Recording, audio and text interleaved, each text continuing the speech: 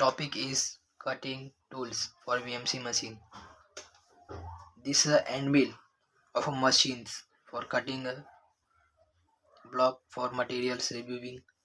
Is a axis for three axes for to move for VMC machine. Rotation directions, tools, materials, fundamental chips.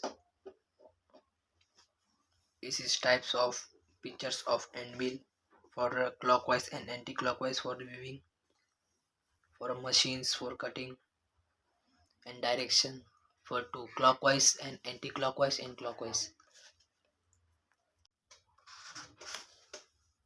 Tools directions, shear zone, chips and tools. Is tools for cutting materials. Is chip tools for cutting the layer of part. Chips load. This is thickness of a materials inject for the tools is called as a chips tools. Many camp applications show in the calculator chips load based on the collection tools.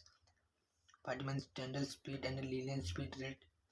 They can be the program feed speed based on the direct chips load as an input. Observing the size, shapes, colors on chips can help the experience machinist and just cutting speed on fly.